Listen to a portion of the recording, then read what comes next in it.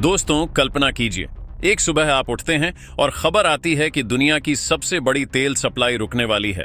Petrol pump पर लंबी लाइनें लग चुकी हैं, गैस सिलेंडर की बुकिंग बंद होने लगी है और बाजारों में अचानक घबराहट फैल गई है।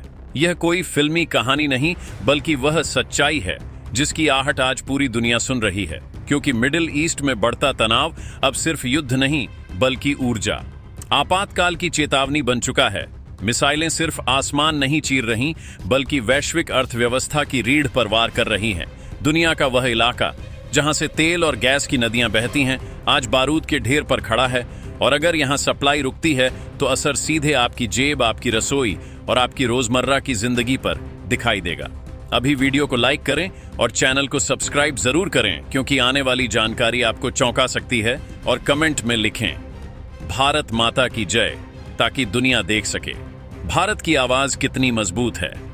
दुनिया की लगभग 1/3 ऊर्जा सप्लाई जिस क्षेत्र से गुजरती है, वही इलाका आज युद्ध के साए में है। होर्मुज जलद मरुमध्य, जिसे ऊर्जा की लाइफलाइन कहा जाता है, अब खतरे के दायरे में है। हर दिन हजारों करोड़ रुपए का तेल इसी रास्ते से दुनिया तक पहुंचता है। लेकिन जैसे ही तनाव बढ़ा, तेल टैंकरों ने रास्ता बदलना शुरू कर दिया। बीमा कंपनियों ने खतरे का अलर्ट जारी कर दिया और शिपिंग कंपनियों ने अतिरिक्त शुल्क लगा दिया। इसका मतलब साफ है, तेल अभी बंद नहीं हुआ, लेकिन दुनिया पहले से डरकर कीमतें बढ़ाने लगी है। क्योंकि बाजार भविष्य के खतरे पर चलता है और इस बार खतरा छोटा नहीं, बल्कि वैश्विक ऊर्जा संकट का संकेत है। भारत जैसे देश के लिए यह खबर बेहद गंभीर है, क्योंकि देश अपनी जरूरत का बड़ा हिस्सा विदेशों से आने वाले तेल और गैस पर निर्भर करता है। जब समुद्री रास्ते असुरक्षित होते हैं तो तेल महंगा होता है। जब तेल महंगा होता है तो पेट्रोल डीजल बढ़ता है। जब डीजल बढ़ता है तो ट्रक महंगे चलते हैं, और जब ट्रक महंगे चलते हैं तो हर सामान की कीमत बढ़ जाती है। यानी युद्ध हजारों किलोमीटर दूर हो, लेकिन महंगाई आपके घर के दरवाजे पर दस्तक देने लगती है। किसान की खेती महंगी हो जाती है, फैक्ट्री का उत्पादन महंगा हो जाता है और आम आदमी का बजट टूटने लगता है। ऊर्जा विशेषज्ञों की सबसे बड़ी चिंता अब यह नहीं है कि कीमत कितनी बढ़ेगी, बल्कि यह है कि अगर सप्लाई कुछ समय के लिए भी रुक गई तो क्या होगा।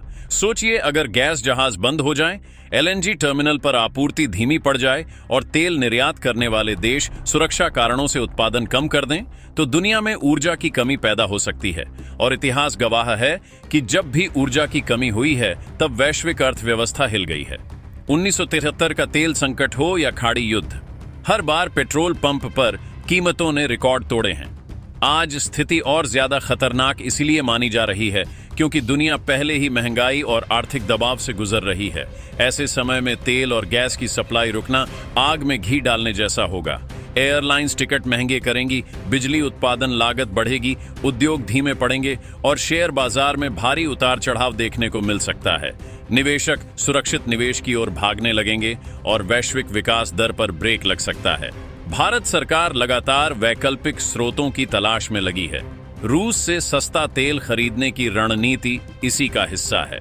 रणनीतिक पेट्रोलियम भंडार को मजबूत किया जा रहा है ताकि अचानक संकट आने पर देश कुछ समय तक खुद को संभाल सके। लेकिन सच्चाई यह है कि अगर वैश्विक सप्लाई लंबे समय तक बाधित हुई तो कोई भी देश पूरी तरह सुरक्षित नहीं रह सकता, क्योंकि ऊर्जा आधुनिक दुनिया का खून है और इसके बिना अर्थव्यवस्था चल ही नहीं सकती।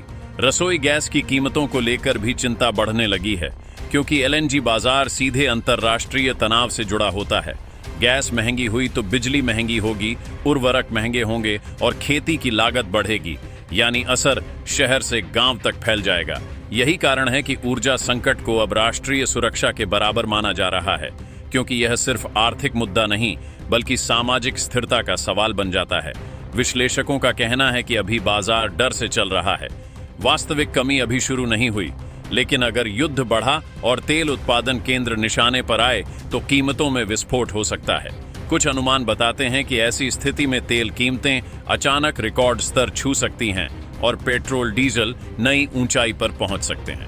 यही वजह है कि दुनिया के बड़े देश कूटनीतिक कोशिशों में लगे हैं ताकि संघर्ष फैलने से रोका जा सके। दुनिया धीरे धीरे समझ रही है कि ऊर्जा ही असली शक्ति है, इसलिए सौर ऊर्जा, पवन ऊर्जा और इलेक्ट्रिक मोबिलिटी पर निवेश तेजी से बढ़ रहा है।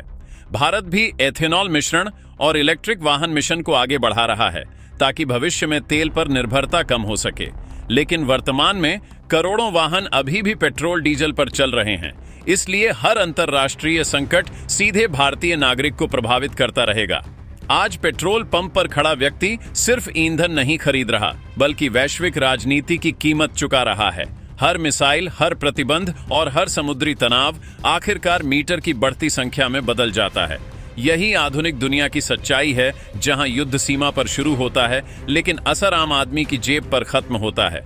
अब सवाल यह नहीं कि युद्ध कौन जीतेगा, असली सवाल यह है कि ऊर्जा की इस लड़ाई में दुनिया की अर्थव्यवस्था कितनी टिक पाएगी और आम नागरिक कब तक बढ़ती कीमतों का बोझ सह पाएगा।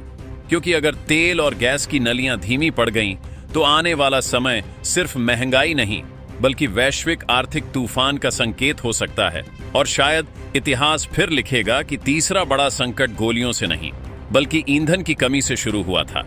और अब स्थिति उस मोड़ पर पहुंचती दिखाई दे रही है, जहां दुनिया सिर्फ युद्ध की खबर नहीं, बल्कि ऊर्जा आपातकाल की उलटी गिनती सुन रही है। क्योंकि जैसे जैसे तनाव बढ़ रहा है, वैसे वैसे तेल कंपनियां अपने जहाजों को जोखिम वाले क्षेत्रों से दूर रखने लगी हैं। कुछ टैंकरों ने यात्रा रोक दी है, तो कुछ ने किराया कई गुना बढ़ा दिया है। इसका सीधा मतलब यह है कि भले ही तेल जमीन के नीचे मौजूद हो, लेकिन अगर वह सुरक्षित तरीके से बाजार तक नहीं पहुंच पाता, तो दुनिया के लिए वह तेल बेकार हो जाता है। और यही डर आज वैश्विक बाजारों को हिला रहा है। निवेशक स्क्रीन पर हर मिनट बदलती खबरों को देख रहे हैं, क्योंकि अब कीमतें उत्पादन से नहीं, बल्कि डर से तय हो रही हैं। और डर जितना बड़ा होगा, कीमत उतनी तेजी से ऊपर जाएगी।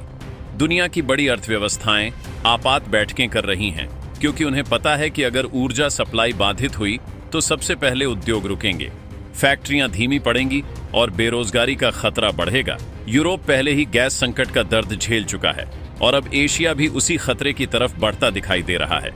भारत, जापान और दक्षिण कोरिया जैसे ऊर्जा आयातक देशों की चिंता सबसे ज्यादा बढ़ गई है, क्योंकि इन देशों की आर्थिक रफ्तार सीधे ऊर्जा लागत से जुड़ी हुई है। अगर तेल $100 से ऊपर स्थिर हो गया, तो महंगाई की नई लहर आ सकती है, जो आम लोगों की बचत को धीरे धीरे खत्म कर देगी।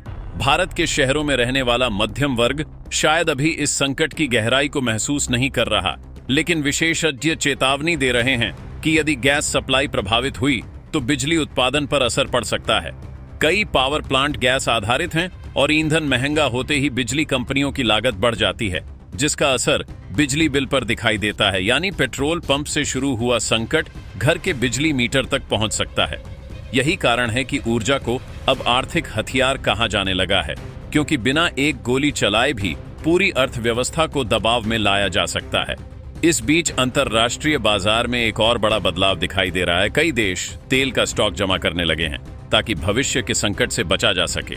लेकिन जब देश बड़ी मात्रा में तेल खरीदते हैं, तो बाजार में मांग अचानक बढ़ जाती है और कीमतें और तेजी से ऊपर जाने लगती हैं। यानी डर खुद कीमतों को बढ़ाने लगता है।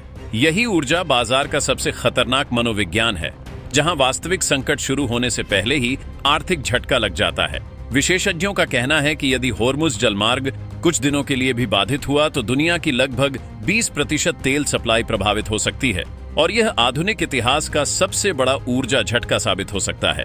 ऐसी स्थिति में कई देशों को ईंधन राशनिंग तक करनी पड़ सकती है। पेट्रोल सीमित मात्रा में मिलने लगे, गैस सिलेंडर की बुकिंग में देरी हो और परिवहन सेवाएं महंगी हो जाएं। यह सब अब सिर्फ कल्पना नहीं, बल्कि संभावित परिदृश्य के रूप में चर्चा में आने लगा है। भारत सरकार ने रणनीतिक भंडार तैयार किए हैं, लेकिन वे लंबे समय तक चलने वाले वैश्विक संकट का स्थायी समाधान नहीं है। इसलिए कूटनीतिक स्तर पर संतुलन बनाए रखना बेहद जरूरी हो गया है।